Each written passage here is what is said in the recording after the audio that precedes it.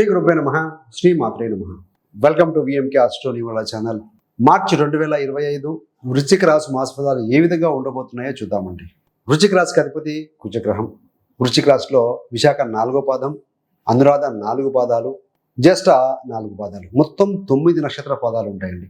So వీరందరికీ కూడా మనం చెప్పుకోబోయేటువంటి యొక్క గోచార మాస ఫలాలు వర్తిస్తాయి.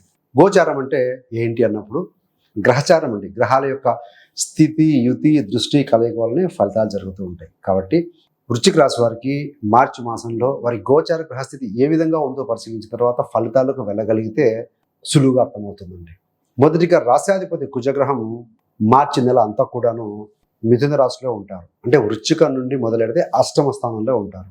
ద్వితీయ పంచమాధిపతి యొక్క గురుగ్రహం సప్తమ స్థానంలో ఉన్నారు. అంటే 7వ స్థానంలో ఉన్నారు. అంటే మీకు వృషభ రాశిలో వృశ్చిక నుంచి వృషభం 7వ స్థానం పోతుంది. తృతీయ చతుర్థాధిపతి శనైశ్వరుడు 29 మార్చి వరకు కూడా తన మూల త్రికోణ రాశి అయినటువంటి కుంభరాశిలో స్థితి పొంది ఉన్నారు.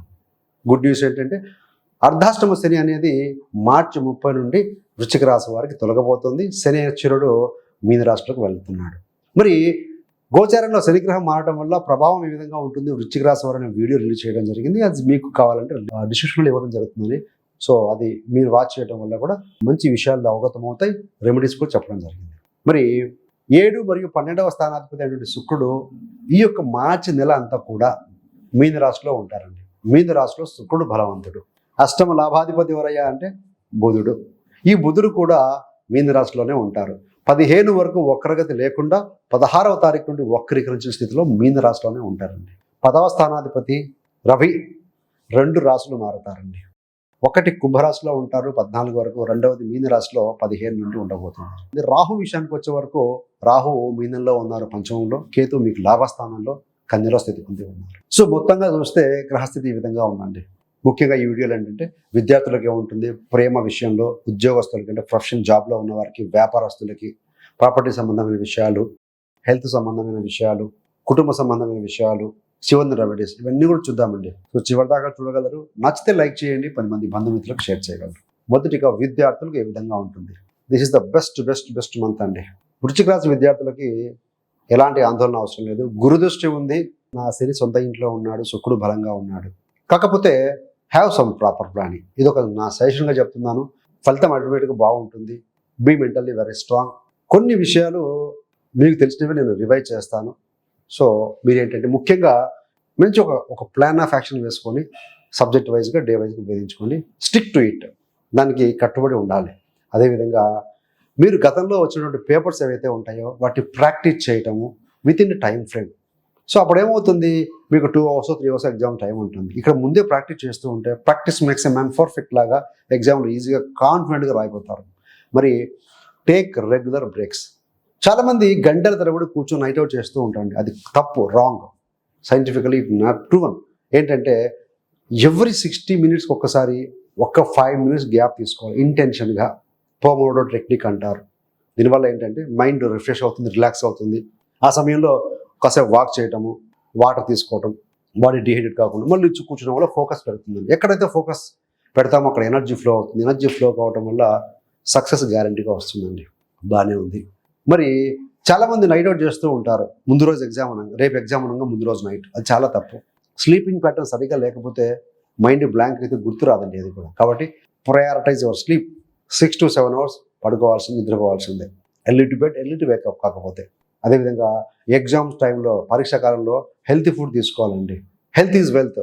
ఒక అకాడమిక్ ఇయర్ అంతా, సంవత్సరం అంతా ప్రిపేర్ అయ్యి ఉండి చివరిన ఈ జంక్ ఫుడ్, బయట ఫుడ్, పానీపూరీలు ఇలాంటివి తీసుకునడం వల్ల ఏదైనా ఇన్ఫెక్షన్ వచ్చి బాడీ ఫీవర్ రావడం ఇలాంటివి కనుక చాలా డిస్టర్బ్ అవుతారు. కాబట్టి ఈట్ హెల్తీ ఫుడ్ అని చెప్తాను. వీటన్ని చేసుకుంటే ఆటోమేటిక్గా స్ట్రెస్ మేనేజ్ అవుతుంది. ఎగ్జామ్ పేపర్ ఇవ్వగానే హ్యాపీగా తొందరపడాల్సిన అవసరం లేదు. 2 to 3 minutes మొత్తం పేపర్ చదవండి. చదివే ముందు కూడా పేపర్ ఇవ్వగానే శ్రీ గురుభ్యో నమః, ఓం గం గణపతే నమః, ఓం ఐం సరస్వత్యే నమః ఈ 3 మంత్రాలు పఠనం చేసుకొని దెన్ స్టార్ట్. క్వశ్చన్ పేపర్ ఎలానే ఉంటాయండి. అందులో ఏవైతే పాజిటివ్గా ఉంటాయో మీకు బాగా వచ్చో దాంతో స్టార్ట్ చేయండి. దానివల్ల ఏంటంటే హ్యాపీ హార్మోన్స్ రిలీజ్ అవుతాయి. మిగిలినవి కూడాను యావరేజ్గా మీరు ఆటోమేటిక్గానే మీ ఓన్ క్రియేటివిటీ కూడా రాయగలుగుతారు. సో కొంత లెంతీగానే కూడా స్టూడెంట్స్ గురించి పరీక్ష కాలం కూడా చెప్పడం జరిగిందండి. నిహో వృత్తిలో ఎలా ఉంటుంది. దశమాధిపతి రవి అనే గ్రహము 4, 5 స్థానాల్లో ఉంటారు. కేంద్ర కోణాల్లో ఉంటారు. బాగుంటుంది. సో మీరు ఈ యొక్క ప్రాసెస్లో భాగంగా మీ యొక్క బాస్ తోటి కలిసి వర్క్ చేయాల్సి వస్తుంది. కొంత స్ట్రెస్ గురయ్యే అవకాశం ఉంది, కానీ బట్ చాలా రిజల్ట్ పాజిటివ్గా ఉంటుంది. 10వ స్థానాధిపతి 5లో ఉండబోతున్నారు. ఎవరైతే టీచింగ్లో ఉంటారో వారికి కూడా ఎక్సలెంట్గా ఉంటుంది. అడ్మినిస్ట్రేషన్లో ఉంటారో వారికి బాగుంటుంది. కౌన్సిలింగ్లో ఉన్న వారికి బాగుంటుంది. బుధ శుక్ర రాహు కాంబినేషన్ ఉంది మీనంలో. ఐటీ వాళ్ళకు కూడా బాగానే ఉంటుంది. ఈవెన్ రవి గురుడింటో ఉన్నాడు, డాక్టర్స్ కాల్స్ బాగుంటుందండి. కాబట్టి ఈ మాసంలో వివిధ రంగాల్లో ఉన్న వారికి బాగుంటుంది. కొంతమంది ఏదైనా కూడా పాజిటివిటీ కోసం, అప్లిఫ్ట్మెంట్ కోసం చేంజ్ అయ్యే అవకాశం కొంతమందికి ఉంది. అది వ్యక్తిగత జాతకాన్ని బట్టి చెక్ చేసుకోవాల్సి ఉంటుంది. ఏదేమైనా దశమాధిపతి రవి మీనంలోకి వెళ్ళి మిత్రుడి స్థానానికి వెళ్ళి మిత్రుడింటికి వెళ్ళి మీ యొక్క లాభస్థానాన్ని చూస్తూ ఉన్నారు కాబట్టి 16వ తారీఖు నుండి వృత్తిలో మీరు పడిన కష్టానికి గుర్తింపు కూడా వస్తుంది, పాజిటివ్గా ఉంటుంది. వృత్తిలో రాణించాలి. వృశ్చిక రాశి మరియు వృశ్చిక లగ్నం వారంటే రవి కృప ఉండాలండి, సూర్యభగవానుడి యొక్క. అందుకే ప్రతిరోజు ఆదిత్య హృదయం చదవండి, కుదిరితే కనుక సూర్యాష్టకం పఠించండి అని చెప్పడం జరుగుతుంది. దశమాధిపతి అయినే, కేంద్రాధిపతి అయిన మీకు. కాబట్టి అది వ్యాపారంలో ఏ విధంగా ఉంటుంది? వ్యాపారంలో బాగుంటుందండి. 7వ స్థానంలో గురుడు ఉన్నాడు. ఆ ఇంటి ముందు శుక్రుడు బలంగా ఉన్నాడు మీన రాశిలో. గురు శుక్ర పరివర్తన యోగం కూడా ఉంది. కాబట్టి వ్యాపారంలో ఎక్సలెంట్గా ఉంటుంది, పాజిటివ్గా ఉంటుంది, నో డౌట్ అట. లాభాధిపతులు కూడా పంచంలోనే ఉన్నారు. కాబట్టి సో ఆ రకంగా మీరు ప్లాన్ చేసుకోవచ్చు. వ్యాపారస్తులకు ఏ రంగంలో అది ఈవెన్ సినీ ఫీల్డ్ వరకు బాగుంటుంది. కొంతమంది నిర్మాతలు వ్యాపారం పెట్టి చేస్తూ ఉంటారండి. బ్యూటీకి సంబంధించిన విషయాలు అయితేనేమి, ఎడ్యుకేషన్ ఇన్స్టిట్యూట్స్ ఉన్న వాళ్ళకి అయితేనేమి, మెడికల్ అండ్ ఫార్మా అయితేనేమి, కెమికల్ కార్పొరేషన్ కూడా మెడికల్ అండ్ ఫార్మా అయితేనేమి, సుగంధ ద్రవ్యాలకు, బ్యూటీకి, ఇలాంటి వాళ్ళందరికీ కూడా రంగాల్లో ఉన్న వారికి బాగుంటుంది. ప్రేమ, పంచమాధిపతి గురుడు 7లో ఉన్నాడు. 7వ అధిపతి శుక్రుడు పంచమంలో ఉన్నారు. కొంతమంది వారి యొక్క ప్రేమ జీవితాన్ని వివాహ జీవితంగా మార్చుకునే ప్రయత్నం చేస్తారు. మరి కొంతమంది సీక్రెటివ్ లవ్ అఫేర్లో పడే అవకాశం ఉందండి. అష్టమాధిపతి పంచంలో ఉన్నారు కదా శుక్రుడు రాహుతో కలిసి. సో డిజైర్స్ కొద్దీ సో ఆ ఇన్ఫాక్చుయేషన్లో కొంతమంది ఉండే అవకాశం ఉంది. సో ఏదేమైనా కూడా సరైన మార్గం రావడం ఉత్తమం. ప్రాపర్టీ సంబంధంగా చూస్తే చతుర్థాధిపతి శని చతుర్థంలోనే ఉన్నాడు. సహజంగా భూకారకుడు కుజుడు అష్టంలో ఉన్నారు. కాబట్టి మీరు ఏదైనా భూముల కొనుగోళ్ళు, అమ్మకాలు చేయాలంటే తగు జాగ్రత్తలు తీసుకొని ఎన్కంబరెన్స్ సర్టిఫికేట్స్ అవన్నీ కరెక్ట్గా ఉన్నాయా లేదా, ప్రాపర్టీ ఎవరి హ్యాండింగ్ ఓవర్లో ఉండింది, అసైన్డా నాన్ అసైన్డా, ఇవన్నీ చెక్ చేసుకొని ముందుకు వెళ్తే సరిపోతుంది. శుక్రుడు ఉచ్చ స్థితిలో ఉన్నాడు కాబట్టి స్త్రీ సౌఖ్యం కలుగుతుంది. కుటుంబంలో కుటుంబ సభ్యుల యొక్క సమాగమనం, అందరు కలిసి కరెక్ట్గా ఉండడం ఇలాంటివి జరుగుతూ ఉంటాయండి. కాకపోతే మీ యొక్క రాశాధిపతి కుజుడు 8వ స్థానంలో ఉండి మీ యొక్క వాక్కు స్థానాన్ని వీక్షిస్తూ ఉంటారు. కాబట్టి ఏంటంటే కొన్నిసార్లు ఎమోషన్స్లో కోపం రావటం, అసహనం, చికాకు ప్రదర్శించి గట్టి గట్టిగా కేకలు వేయడం లాంటిది కొంత గమనించవచ్చు వృశ్చిక రాశి వారికి ఈ మాసంలో. దానివల్ల ఏంటంటే అంత చెప్తూ ఉంటారు, నోటి మాటతో చేసే గాయం, చేతితో చేసే సహాయం ఎవరైతే చేస్తారో అలాంటి వారిని గుర్తుపెట్టుకుంటారంట. ఎంతో మంచి పని చేసి ఒక చిన్న మాటతోటి కనుక హట్ చేస్తే కనుక మీ ముందు చేసిన పని పాజిటివిటీ అంతా కూడా కోల్పోతారు. కాబట్టి సో ఎమోషన్ బ్యాలెన్స్ ఉంచుకోవడం కూడా ఉత్తమం అండి. మిగిలిన గ్రహాలు బాగున్నాయి, బట్ మీ యొక్క రాశాధిపతి అష్టంలో ఉన్నప్పుడు if you can balance physically, mentally, emotionally, అప్పుడు సో అన్ని పరిస్థితుల్లో బ్యాలెన్స్ చేసుకోగలుగుతారు. దానికి ఏంటి అయ్యారంటే నడక, ప్రాణాయామం, ధ్యానం, టు-డూ లిస్ట్ ప్రయారిటైజ్ చేసుకోవడం, ముందు రోజు నైటే టు-డూ లిస్ట్ రాసుకోవటం అయితేనేమి, ఇలాంటివి కనుక చేస్తూ ఉంటే డెఫినెట్గా ఇంకా బాగుంటుందండి. ఆరోగ్య విషయం ఎలా ఉంటుందంటే రాశాధిపతి అష్టంలో ఉన్నాడు. చేయి లాగడం కావచ్చు, నరాల వీక్నెస్ లాగా అనిపించడం, ఇలాంటిది కొంత కనపడే అవకాశం ఉంది. అదర్వైజ్ ఇట్ ఈస్ గుడ్ అండి. పేరెంట్స్ హెల్త్ బాగుంటుంది.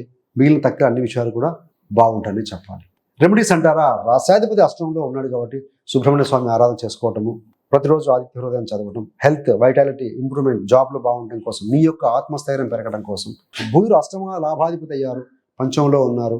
సో మీ యొక్క ఇన్వెస్ట్మెంట్ జాగ్రత్తతో ముందుకు వెళ్ళాలి, సక్సెస్ఫుల్గా ముందుకు వెళ్ళాలంటే 5th ఉన్న అష్టమాధిపతి సడన్గా ఎమోషన్స్ క్రియేట్ చేస్తూ ఉంటారు. ఇంబ్యాలెన్స్ చేసే అవకాశం ఉంది బుధుడు సరిగ్గా లేకపోతే.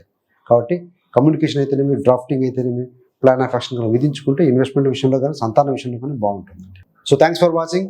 ఇలాంటి మరిన్ని మంచి మంచి వీడియోల కోసం VMK astro numerology channel subscribe చేసుకోగలరు. పక్కన ఉన్న బెల్ సింబల్ మీద క్లిక్ చేస్తే మీరు చేసే ప్రతి వీడియో కూడా నోటిఫికేషన్ ద్వారా మీ దాకా అందుతుంది. సర్వే జన సుఖినో భవంతు. స్వస్తి.